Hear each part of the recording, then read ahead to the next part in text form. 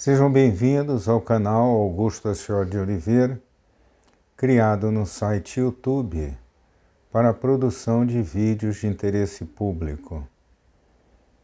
Se vocês ainda não estão inscritos neste canal, nos honrem com a adesão a esta trincheira do bem, que procura franquear um espaço a todos aqueles que assim o desejarem, tendo em vista que este canal pertence àqueles que amam as cidades onde vivem ou escolheram como residência.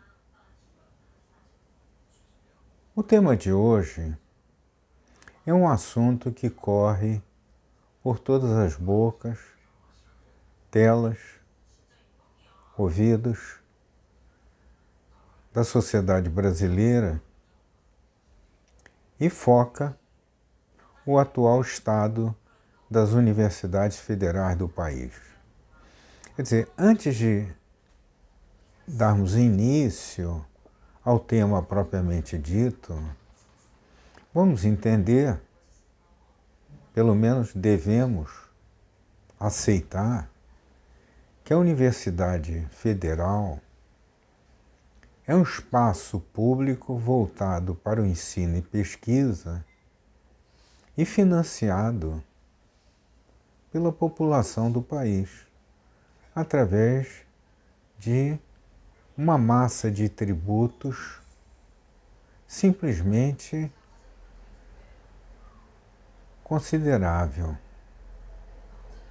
Desta forma, nós imaginamos que as universidades federais, bem como o próprio ensino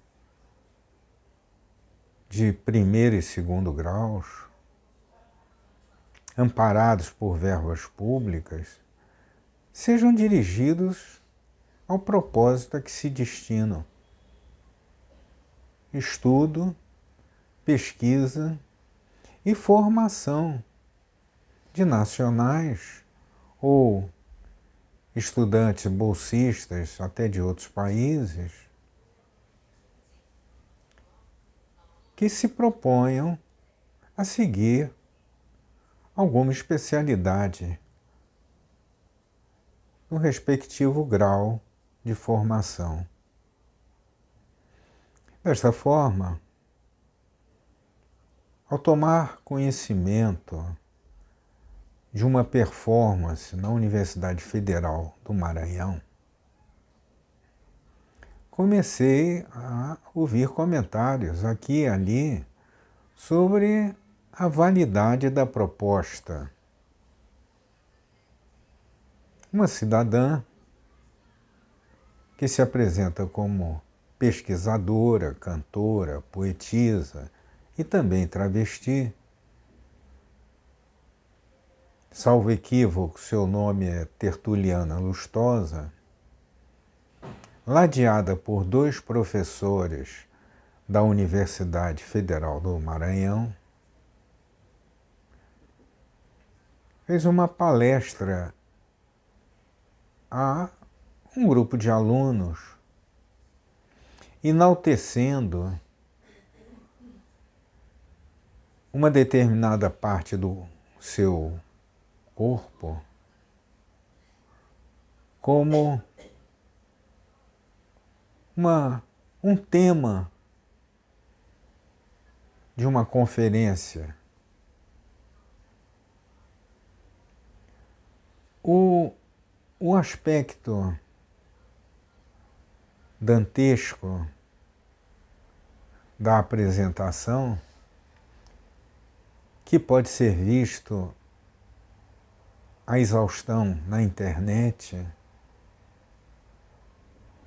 mostra a que ponto de degradação, desmoralização e desestruturação da proposta universitária o país conseguiu atingir. Nada contra as pretensões psicológicas, filosóficas ou existenciais de todos aqueles que abdicam do sexo com que nasceram, principalmente sendo maiores de idade, não é?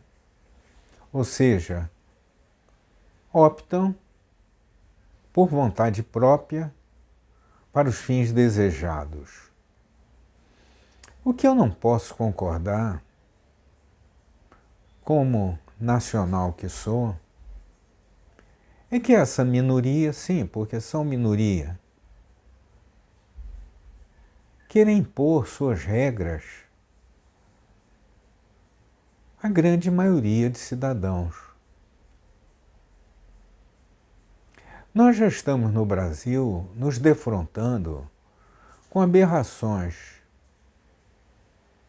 sociais, jurídicas, e eu não vejo a população reagir como se fossem todos tomados por uma paralisia, quase como se cooptados de uma forma compulsória por um grupo minoritário que deseja ardentemente implodir a sociedade brasileira para que construírem seus modelos ideológicos. Quer dizer, nós vemos uma tentativa de criar o conflito entre as pessoas de epiderme clara e as pessoas de epiderme escura. Então, todos os dias, de manhã, de tarde e à noite, nós vemos a televisão, profissionais do noticiário informando que no concurso tal passaram tantos, eles chamam de branco, eu chamaria de epiderme clara, passaram tantos brancos e somente 5 negros passaram, eu chamaria de pessoas de epiderme escura. Logo adiante eu vou dizer por quê. Ou então, no concurso para a magistratura, foram tantos brancos e tantos negros. Ou no ministério do governo Lula, existem tantos brancos e tão poucos negros. No Supremo Tribunal Federal não existe nenhum negro, todos são brancos. Bom, quando eu vejo isso, quando eu vejo também a tal da história da linguagem não binária, quer dizer, nós aprendemos desde criança que o nosso idioma alberga o gênero masculino, o gênero feminino e o gênero neutro. Isso é encontrado nas pessoas, dos verbos, não é?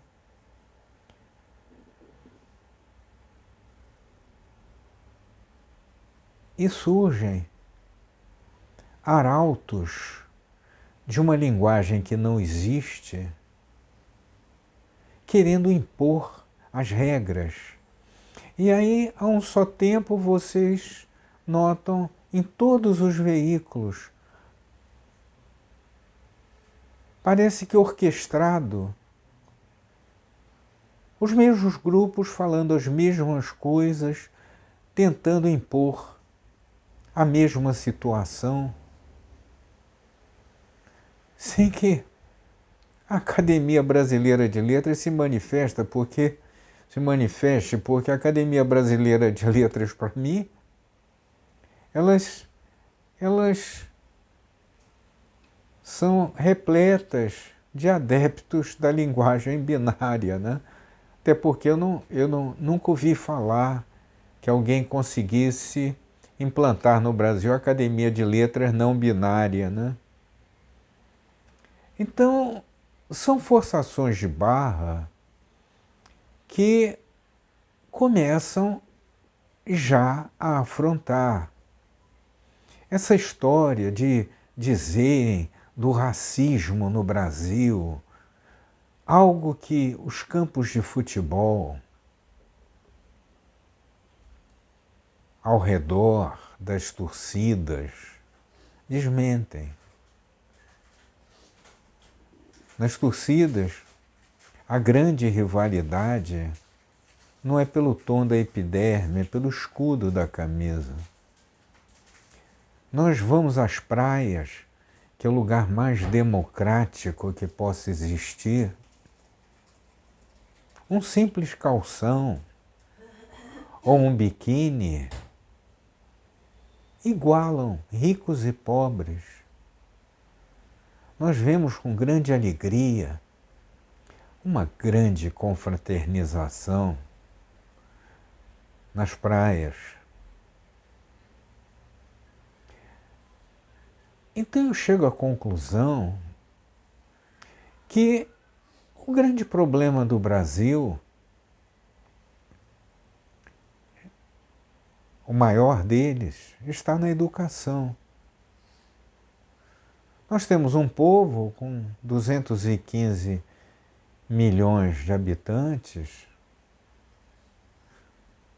numa terra quase que continental,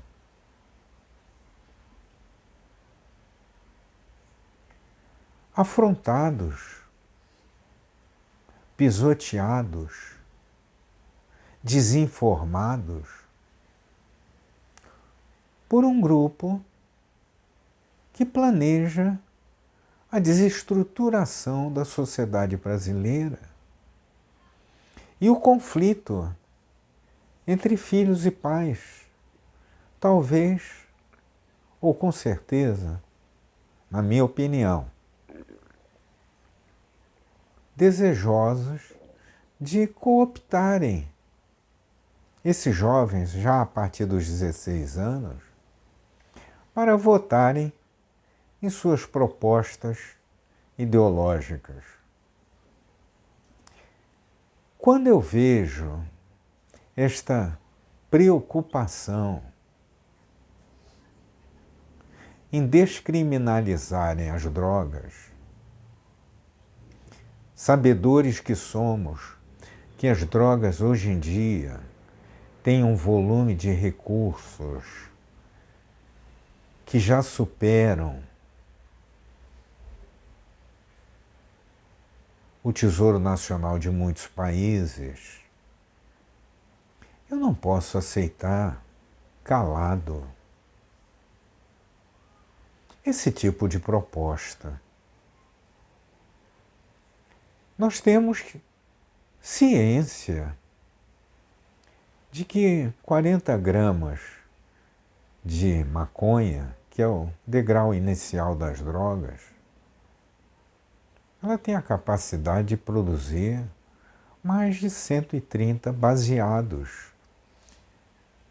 que são o nome comercial daquele papelzinho de seda que enrola essa erva que alguns chamam de maldita.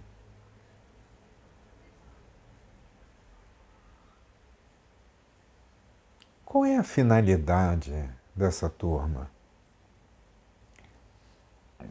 Nós estamos diante de grandes capitais criminosos. Esses capitais, eles circulam na sociedade. Por onde circulam? A quem financiam? Ou a que grupos financiam? Eu não sei. Eu só sei que eles estão capitulados no Código Penal brasileiro. Então não é possível que grupos queiram a descriminalização das drogas. Como não é possível que grupos queiram fomentar um conflito racial entre os nacionais? Como não é admissível que as universidades ou as escolas públicas brasileiras alberguem teses ou procedimentos incompatíveis com a natureza da proposta de ensino? Escola é para ensinar. Ao mesmo tempo, nós não podemos continuar com essa narrativa das cotas. A cota é uma afronta às minorias. As minorias não se deram conta ainda que a cota as desqualifica, as minimiza e as ofendem por uma razão muito simples. Nós brasileiros somos iguais e temos direito a tratamentos iguais. No momento que alguns lançam a tese das cotas, essas criaturas estão desqualificando iguais, estão discriminando iguais e conseguem vender essa tese para alguns que orgulhosamente se dizem: eu sou afro-brasileiro, eu sou da raça negra. Não, meus amigos. O conceito de raça foi demolido na Segunda Guerra Mundial, quando aquele tresloucado do Hitler ou o Mussolini estimularam que a cor da epiderme, ou tipo do nariz, ou posicionamento das orelhas, os tornariam superiores. Nunca foram superiores a nada. Eles foram comandados, isso sim, por um desequilibrado mental. Este é um tópico que eu queria, inclusive, que vocês começassem a pensar. É uma tese que eu estudo há alguns anos com relação a líderes políticos. O indivíduo vai, empolga as massas, começa pouco tempo depois a tomar atitudes estranhas, carrega uma militância que não raciocina nem questiona, e aí nós começamos a ver aberrações e as pessoas não se tocam a respeito do estado de sanidade mental daquele indivíduo. Será que essas atitudes todas que nós assistimos, não só em outros países, como no Brasil também, são fruto de teses ideológicas ou problemas psiquiátricos? Sim, porque prender alguém por emissão de conceitos meramente vocalizados a respeito de uma opinião pessoal ultrapassa as fronteiras da sanidade mental. A Constituição brasileira ela é muito clara quando ela fala no direito de opinião. Assisti aulas na escola, no tempo que o professor de história dava aula de história,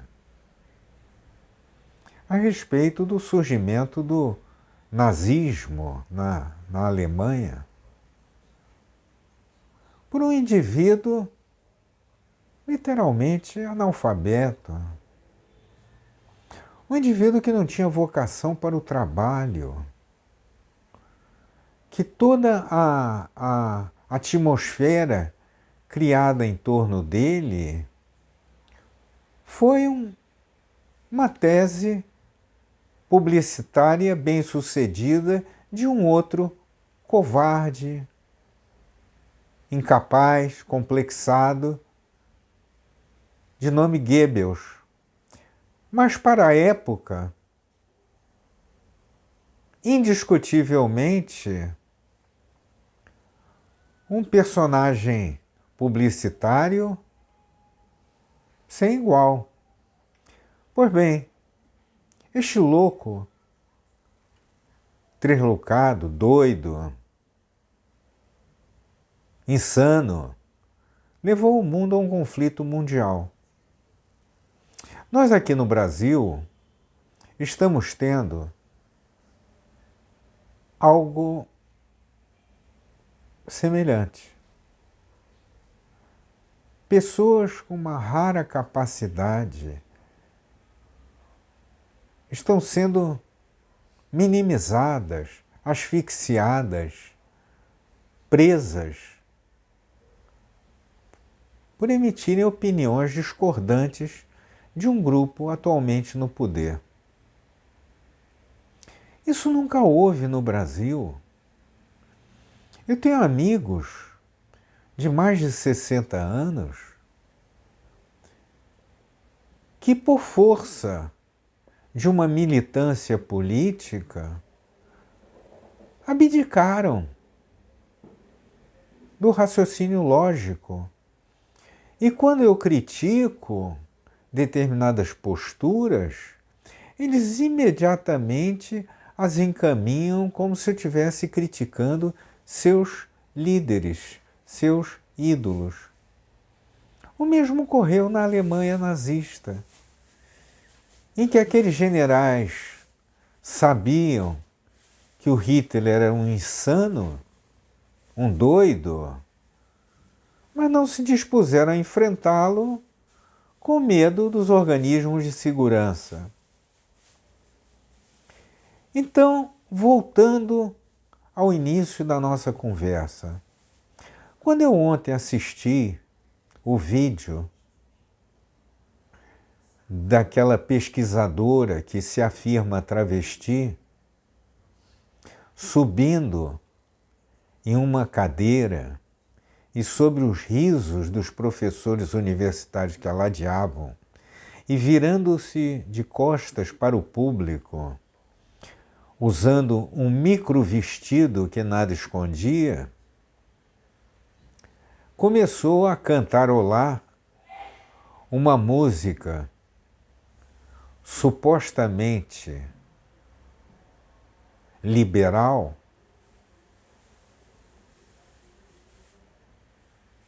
afrontando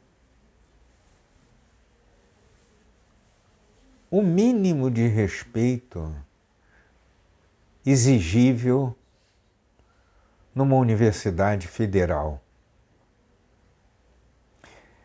Eu não vou falar os detalhes do vídeo, porque eles estão disponíveis na internet. Vocês podem acionar pelo telefone celular de vocês e digitarem lá Tertuliana Lustosa. Eu não estou divulgando essa senhora. Eu chamo de senhora porque ela realmente estava trajada como uma moça. E depois, em outro vídeo, ela chama a todos nós de bebês, não é? E que ela será ministra da Educação. Olhe, pelo andar da carruagem, se a sociedade brasileira continuar imóvel, eu até penso possível, porque a apatia da sociedade brasileira, que hoje em dia aceita que uma pessoa condenada em 3 instâncias, por não sei lá quantos processos, com base em não sei quantas denúncias ou confissões, é liberada por problema de CEP. Olha, pessoal, eu passei a acreditar que se nada for feito, nós que já estamos descendo a ladeira, encontraremos o resultado dessa debacle muito cedo. Eu temo, sinceramente, pela ordem pública no país. Eu temo, sinceramente, por um choque na sociedade brasileira que ultrapasse vocábulos. Eu rezo todos os dias para que o Criador ilumine ao povo brasileiro,